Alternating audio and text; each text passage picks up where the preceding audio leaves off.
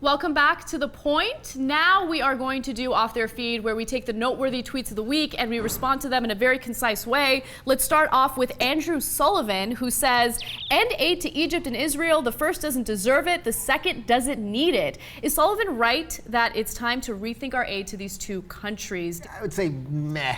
It's like you're combining two things that really right now are so disconnected in reality that I can't give it more than a meh. I think it'd be a great world if we didn't give any money to the Mideast. Desi. Andrew Sullivan starring in Political Fantasy Island. The foreign aid is not for other countries. It's because the U.S. loves its allies. It's actually for us and our self-interest. Moving on to Mediaite TV, Zimmerman attorney tells Pierce Morgan acquittal could anger a lot of people. Quote, "My client will never be safe." Should we feel sorry for George Zimmerman? Kelly. Bah! Oh, I love these one-word tweets. Well, hopefully he'll live in an area with a good neighborhood watchman. Love it. Then he'll be safe, you see. Yeah. There are no happy endings here. Those died the night that Trayvon Martin died. All right. Mike Tyson says, "Everybody's got a plan until they get hit in the mouth. Watch what you say and who you say it to today." Is Mike Tyson threatening the entire internet?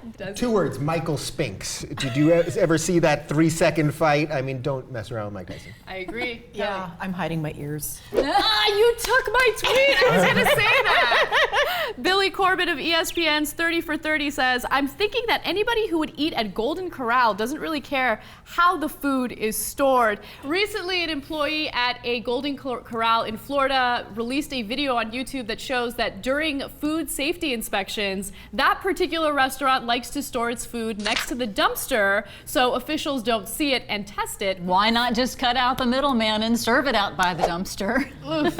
In that case, you could just serve it by the toilet. I'm just nervous about a restaurant called the Golden Corral. Fair enough, fair enough. All right, Mark Leggett, he is a Twitter-based funny man from New Zealand, says, "Poor Stacy Keibler, what man will have you now?" Turns out that George Clooney and Stacy Keibler broke up. I feel so bad for them. They're both like so unattractive. How are they gonna find other people? Hi, George. For real though. Yeah. I'm just going to retweet that because I want that to happen. I want a Kelly, Carlin, George Clooney. We'll have to make some negotiation with Bob, my husband, Yeah. but you know, I'm sure he's that on can- my list. By the way, George, you're on my list. It's okay. I was going to say, poor Stacy Keibler, poor George Clooney. Does he think he can do better? Yeah, I know. She's gorgeous. Yeah, She is. and smart. So pretty. Yeah, she's fantastic. He's a dummy. The House of Cards actress Constance Zimmer says the following: "A nun with a gambling problem, who's going to jump on those movie rights first?"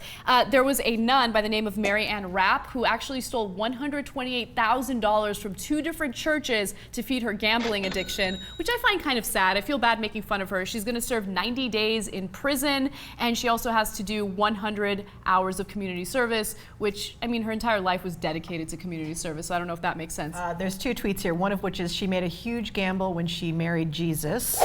Ooh. And the other one is basically being a nun is like living in a cell and doing community service. So her life isn't going to change at all. Well, I know Whoopi Goldberg's been looking for a new movie to do, so I feel this would be a perfect role for her. And you can always follow me on Twitter